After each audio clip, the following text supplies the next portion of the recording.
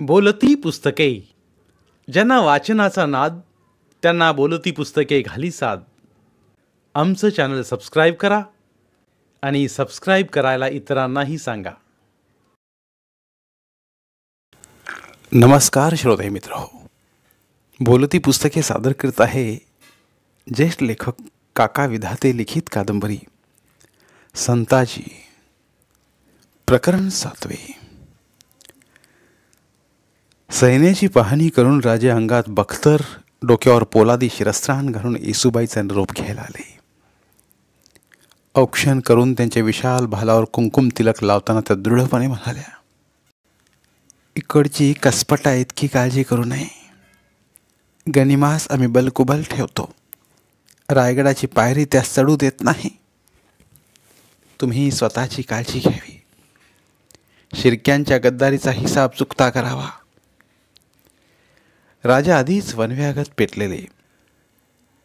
गणोजीची गद्दारी एक वेळ दुर्लक्षितही झाली असती, पण राणी चंपा व राजपुत्र यांना धरून त्याने शत्रूच्या ताब्यात दिलं होतं. राज्याच्या छंदोगामात त्याला पराभूत करून किल्ल्यात कोंडलं होतं. या अक्षम्य अपराधाला क्षमा नव्हती. शृंगारपूरच्या शिवेवर येताच संतप्त राजाने आदेश दिला, हरामखोर शिर्क्यांचं शिरकान जाळून लुटून तलफ करा. दिसेल त्या शिर्क्याची गर्दन मारा. गणोजी जहागिरीचा बचाव करण्यासाठी धावून आला. संताजींनी त्यांच्या फौजीची हुलदान उडवली. तो पुन्हा मोगलांच्या आशिराला पळून गेला. त्याचा राहता वाडा, इतर हवेल्या जमीनदोस्त झाल्या. शृंगारपुरातील घरे पेटली. आकाशात धूळ आणि धुराचे लोट उठले. शिर्क्यांची अनेक माणसे कापली गेली. काहींनी रानावनात आश्रय घेऊन आपला जीव वाचवला. राजांचा सुडाग्नी शांत झाला तेव्हा शृंगारपूरचं स्मशान झालं होतं. गणोजीची जहागीर जप्त करून त्यांनी ते सरकार जमा केली आणि ते खेळण्याला आले. मोगलांचा वेढा त्यांनी मारून काढला. रसद, दारुगोळा आणून गडाची बेहबुदी केली. फुटलेले तट नव्याने बांधले. मग ते पन्हाळ्याला आले. तिथलाही बंदोबस्त केला. त्यांच्या आगमनाने शिबंदीला अवसान चढलं. थोडी स्थिर स्थावर झाल्यावर घडलेल्या घटनांचा त्याने शांतपणे विचार केला. कटाचा धांडोळा घेतला. गणोजीचं बंड हा कटाचा केवळ दृश्य भाग असल्याचं त्यांना जाणवलं. कटाची व्याप्ती त्याहून मोठी होती. रायगड, कर्नाटक, जिंजीपर्यंत त्याची पाळीमुळे पोहोचलेली. प्रल्हाद निरांजींची बोटचेपी भूमिका संशयास्पद होती. ज्या कामासाठी त्यांना पाठवलं ते तर त्यांनी केलं नव्हतंच. उलट गणोजी विशाळगडावर चालून गेल्यावर कलिशांनी कैकदा विनंती करूनही सैन्यवार रसदीची मदत पन्हाळ्यावरून पाठवण्यात त्यांनी कुचराई केली होती. विशेष म्हणजे परवानगी न घेताच पन्हाळा सोडून ते रायगडाकडे निघून गेले होते. हेरोजी फर्जंदाचे भाऊ येसाजी आणि सिधोजी यांचाही कटात सहभाग असल्याचं दिसत होतं. याआधी अशाच कारस्थानात भाग घेतल्याबद्दल राजाने हिरोजीला हत्तीच्या पायी दिलं होतं. ती घटना फर्जंदांची ही पिलावळ अद्याप विसरू शकलेली नव्हती. दोघे भाऊ रायगडावर बसून कटाचे प्यादे आणि सोंगट्या हलवत होते. केशवपंत पिंगळ्यांना कर्नाटकात कामगिरीवर धाडलेलं. तिथे बसून ते कटवाल्यांना सहानुभूती दाखवत होते. आपले मेहुणे हरजी महाडिक ही मोगलांची आतून संधान राखून असल्याचं कळताच राजे थक्क झाले. ते संताजींना म्हणाले, या लोकांना झालंय तरी काय? आमच्या आणि स्वराज्याच्या जीवावर यांनी उठावं असा कोणता अपराध आमच्या हातून घडलाय? ते नंतर बघू राजे, आधी त्यांचा बंदोबस्त केला पाहिजे. संताजी म्हणाले, कलशांचं म्हणणं होतं पाळळे गावचा खोत विठ्ठल नारायण गणोजीचा हस्तक आहे. मल्हारजी भांडावलकर स्वराज्याचा 5000 सरदार असून गणोजीला सामील झालाय. कटवाल्यांची संख्या आहे तरी किती? राजांना प्रश्न पडला. चौकशी करून त्यातल्या अनेकांना त्यांनी कैद केलं. राणी चंपा आणि राजपुत्राच्या शोधाचे हुकूम दिले. येसूबाईंना गुप्तपणे कळवून प्रल्हाद पंतांसह रायगडावर अन्य लोकांच्या मुसक्या आवळायला लावल्या. जिंजीला हरजी महाडिकांकडे जासूद पाठवून केशवपंतांना कैद करण्याचा हुकूम धाडला. हरजींचाही बंदोबस्त करावा लागणार होता, पण ते लगेच शक्य नव्हतं. तसं झालं की जो तात्काळ गनिमाचा झेंडा खांद्यावर घेईल हे राजे जाणून होते. मल्हारजी भांडवलकरांचं सरंजाम जप्त करून त्यांनी त्याला सेवेतून बडतर्फ केलं. पाडळीच्या खोताची जिनगाणी व वतनही जप्त करून सरकारात घेतलं. त्यांच्या येण्यामुळे पन्हाळा आणि विशाळगड हे दोन्ही किल्ले वाचले. वेड्याची जुम्मस न खाता मराठे त्वेषाने भांडू लागले. शेख निझामाने जंग पछाडलं तरी पन्हाळा त्याच्या हाती लागणार नाही अशी तडाखेबंद तजवीज राजाने केली. यावेळी पातशहा विजापूरला थांबून चाललेल्या घडामोडीवर बारकाईने नजर ठेवून होते. नुकतीच त्यांनी स्वराज्यावर सैन्याची वावटळ सोडली होती. शंभूराजे रायगड सोडून आले हेही त्यांच्या मनासारखं झालेलं. पुढच्या घटनांची निवांतपणे ते वाट पाहत होते. तेवढ्यात विजापूरला अचानक प्लेगची साथ पसरली. छावणीतलं लाखभर माणूस त्या साथीनं मेलं. बेगम औरंगाबादी मलहली अल्लाला प्यारी झाली. माणसं उंदरासारखी मरत होती. विजापूरला राहणं अशक्य झालं तेव्हा पातशहाने आपला मुक्काम हलवला. निघताना त्यांनी घोषणा केली, संभा आणि त्याचा सैतान साथी हंबीररावांनी शाही मुलूक लुटला. गावे ताराज केली. मुसलमानावर जुलूम केला.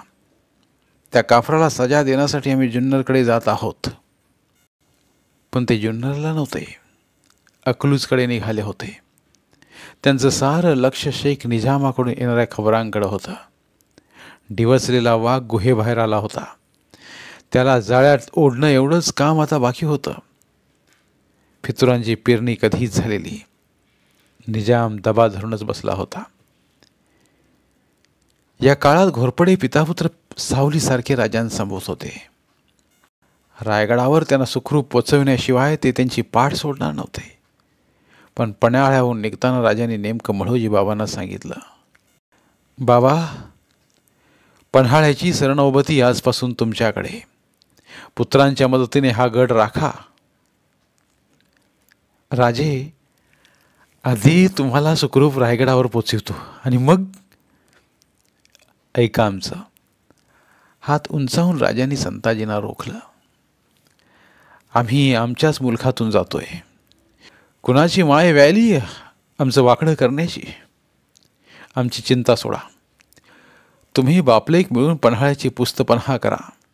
सरहद्दीवरचा हा महत्त्वाचा किल्ला हातून गेला तर गणीम पिकल्या फळात सुरी शिरावी तसा स्वराज्यात घुसेल. संताजींचं मन आक्रंदलं. ओरडून त्यांना सांगावं असं वाटलं, राजे, पन्हाळ्याहून तुमच्या जीवाचं मोल मोठं आहे हो. थोडं तरी ऐका आमचं. पण ते बोलू शकले नाहीत. राजाज्ञेचा प्रतिवाद करता येणं शक्य नव्हतं. मुकाट मान तुकून पन्हाळ्याची जबाबदारी त्यांनी आपल्या शिरावर घेतली. तिन्ही सांजा टळून गेल्या. सूर्य पश्चिम क्षितिजावर रेंगाळू लागला.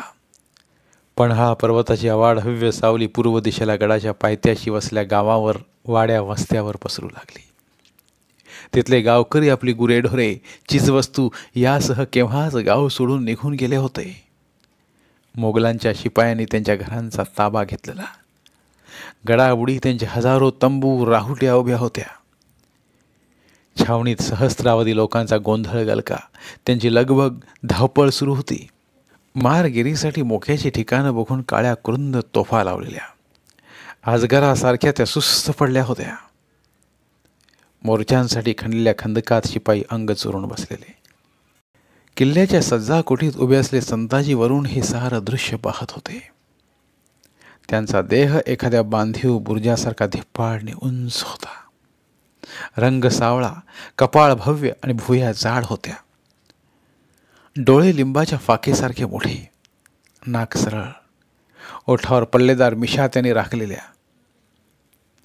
चेहरा उभट निरुंद, हनवटीच्या खाली लहानसा मावसल खळगा होता.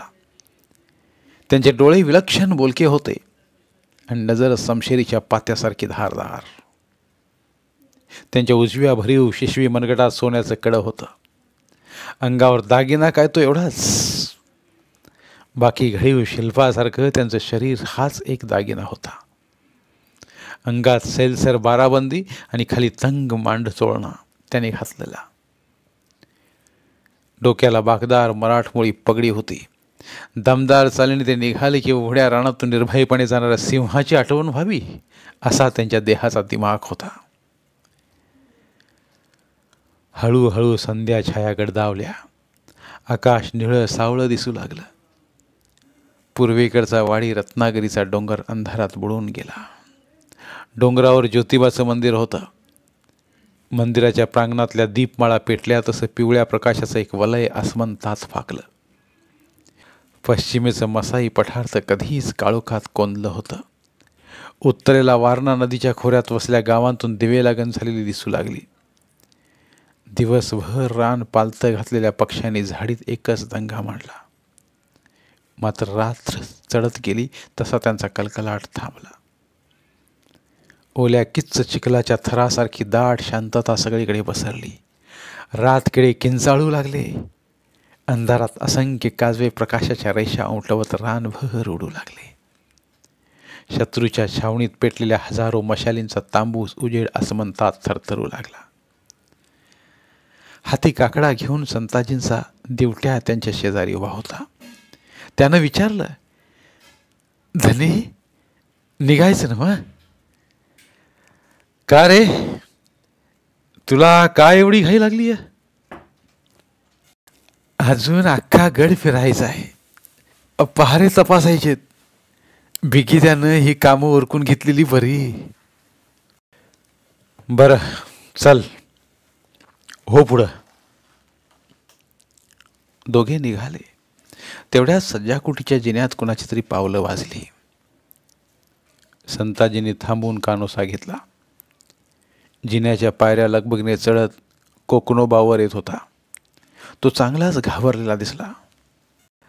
काय रे कोकणोबा, तुझा चेहरा असा पडला आहे का? दाजी, घात झालाय, घात. तो ओरडला. शेख निजाम 4000 जमाव्यानिशी संगमेश्वराकडे दौडत सुटलाय. काय सांगतोस? संताजी जवळजवळ किंचाळेच. एकदम पक्की खबर. राज अजून संगमेश्वरला थांबल्याला दिसल्यात. रायगडाकडे निघायचं म्हणून सोबतचा जमाव बी आधीच पुढं धाडलाय म्हणत त्यांनी. त्यांच्याकडे फौज बेताचीच आहे. जमिनीत पाय रुतावेत तसे संताजी क्षणभर निश्चल उभे राहिले. ही भलतीच बिलामत भूतासारखी अचानक अंगावर आल्यामुळे काय करावं ते क्षणभर त्यांना सुधरेच ना. मग सज्जा कुटीच्या पायऱ्या दळादळा उतरून ते खाली धावले आणि घोड्याच्या पाठीवर झेप घेऊन तसेच भन्नाट आपल्या वाड्याकडे दौडत सुटले. आवा, आवा अशी हाक मारत ते वाड्यात शिरले. जेवणखान आटोपून म्होळोजी बाबा नुकतेच बैठकीच्या खोलीत येऊन बसलेले. अडकीत त्याने कातरली सुपारी तोंडात टाकून ते पानाला चुना लावत होते.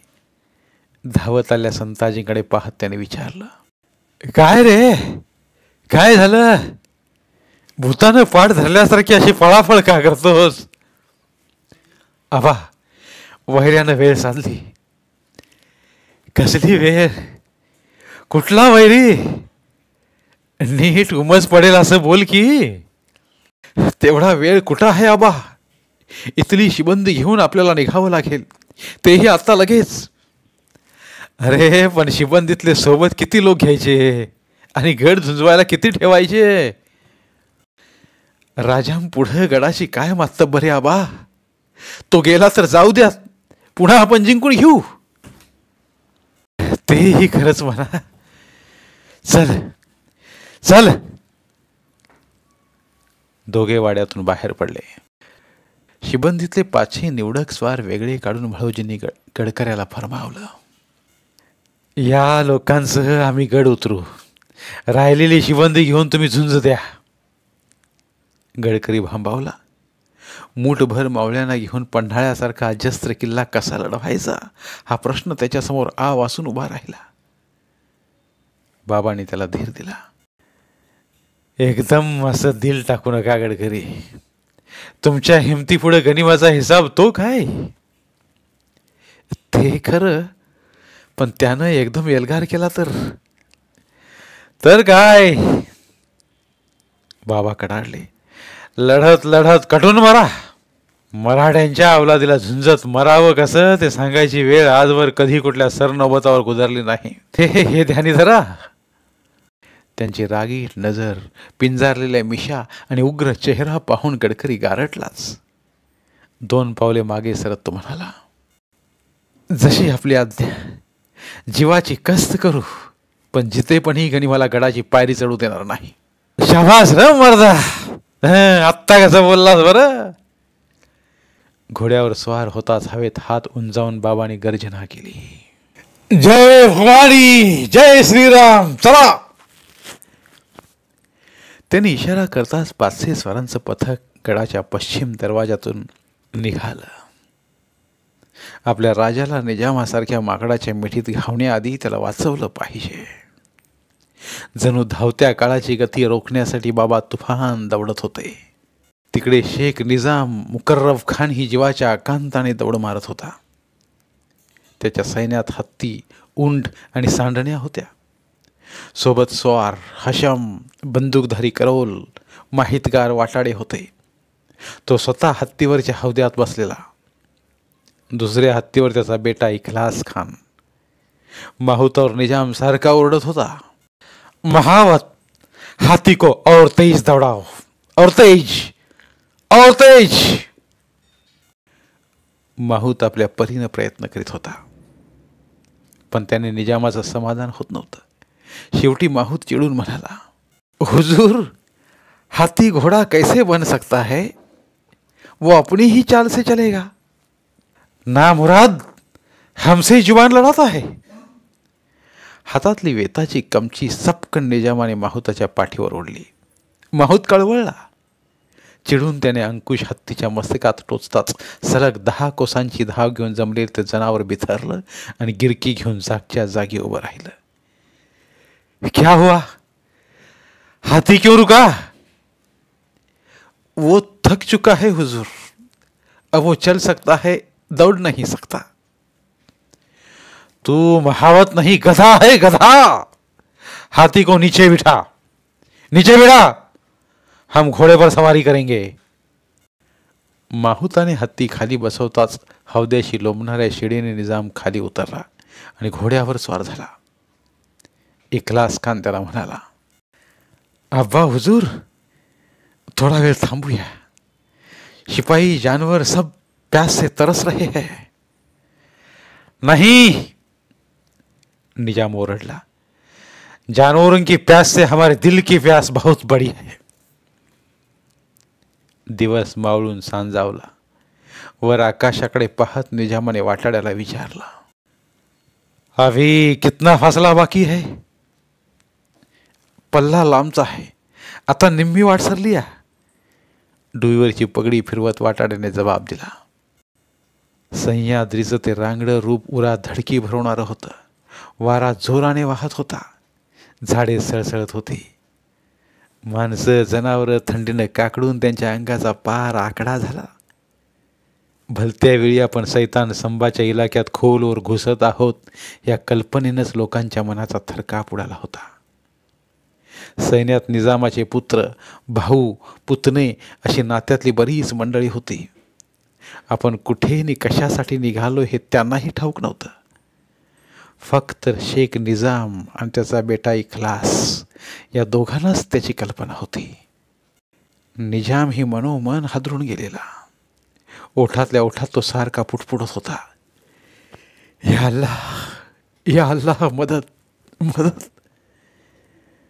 त्याच्या डोक्यात विचारांचं वादळ थैमान घालत होतं. गणोजी शिर्क्यांच्या सांगण्यावर यकीन करून आपण निघालो हे सही की गलत? गणोजी हा संभाचा साला, दोघांचं पटत नाही म्हणे. केवळ तेवढ्यावरूनच गणोजी त्याच्या जीवावर उठेल? यकीन नाही होता, यकीन नाही होता. पण आपण काही एकट्या गणोजीच्या सांगण्यावर विश्वास टाकून निघालेलो नाही. संभाच्या इतरही काही विश्वासपात्र लोकांनी आपल्याशी संधान साधलंय. वर्षभर पातशहाची हीच तयारी सुरू होती. ती बेकार जाणार नाही. पण यात जर का गणोजी आणि संभाची मिलीभगत असेल तर मात्र या बियाबान इलाक्यात नक्की आपली कंबक्ती भरणार. निघण्याआधी इखलास खान सारखा म्हणत होता, शिर्केचा यकीन करू नका, शिर्केचा यकीन करू नका म्हणून. तरीही हिम्मत करून आपण निघालो. इखलास अजून बच्चा आहे, बच्चा, सियासतीतला कच्चा खिलाडी. अशी जवामर्दी दाखवल्याशिवाय शोहरत मिळत नाही हे त्याला मालूम नाही. आपल्याला तर नाव हवं, नाम, नाम, शोहरत हवी. धन्यवाद. उर्वरित कादंबरी पुढील भागात.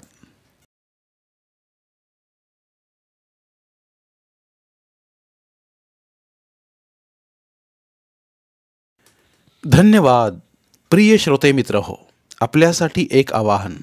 आमच्या चॅनलच्या प्लेलिस्ट विभागात तुमच्यासाठी शेकडो कादंबऱ्यांचे ऑडिओ बुक्स उपलब्ध आहेत. तिथे प्रत्येक कादंबरीचे सर्व भाग एकत्रित मिळतील. त्यामुळे सध्या सुरू असलेल्या क्रमशः कादंबरीच्या पुढील भागासाठी वाट पाहण्याची गरज नाही.